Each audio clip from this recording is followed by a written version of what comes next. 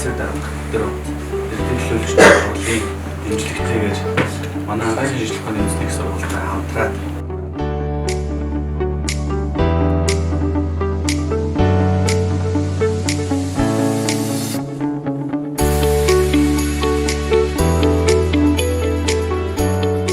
Баатар аймгийн хувьд ер нь ингээд салбарт бол нарийн мэрэгжлийн хүмүүс бол нэлээд их дутагдaltaй байж байна. За тэр дундаа эрүүл мэндийн салбарт эмчнэр, за мөн дунд мэрэгжлийн сувилагч нар бол ер нь их дутагдaltaй. Ялангуяа манай сумдын эрүүл мэндийн төвүүдэд бол цаашид энэ сувилагч нарыг бэлдэх хэрэгцээ шаардлага маш их байна. За тэр агуулгаар бид нар 3 жилийн өмнө эрүүл мэндийн салбарт за мөн нэгдсэн эмнэлэгт ажиллаж исэн хүмүүсээ давтан сургах байдлаар бид нар сувилагчдыг бол бэлдэж эхэлсэн байдаг. За тэр хүмүүс маань бол энэ 5 сард төгсөж аль биесээр ийм эмчилгээ хийх эрхтэй ийм сувилагч нар болж гарнаа.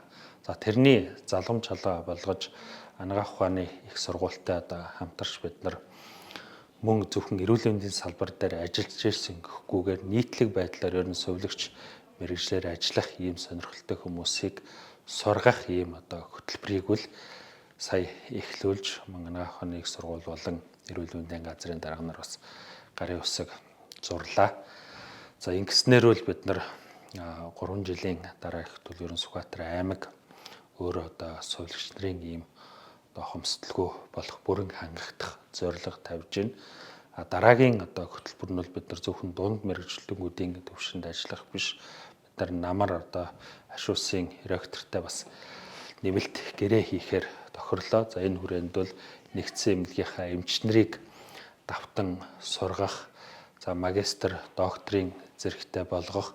Ингэснээрээ бид нар энэ сувилагч нарыг бол заавал гаднаас багш мэргэжлэгүүдийг авчирч сургадаг биш. Манай нэгдсэн эмнэлгийн эмчнэр өөрсдөө энэ дунд мэргэжлэгүүдээ давтан сургах ийм боломжтой, чадамжтай болох зөвхөн эмчилгээний чиглэлээр үйл ажиллагаа явуулдаг биш, мөн судалгаа, сургалтын чиглэлээр үйл ажиллагаа явуулах ийм чадамжтай болох зорилго бас тавьж байгаамаа. За мөн манай эмчнэр давтан сурахаас гадна мөн ашуушийн хамтын ажиллагаатай гадны эмнэлгүүдэд явж давтан сургах, дадлага хийх энэ боломжуудыг бид нар намраас бүрдүүлж өгөх ийм хамтын ажиллагааг бол өнөөдөр хоёр талаасаа харилцан ярилцаж ингэж бас тохирлоо.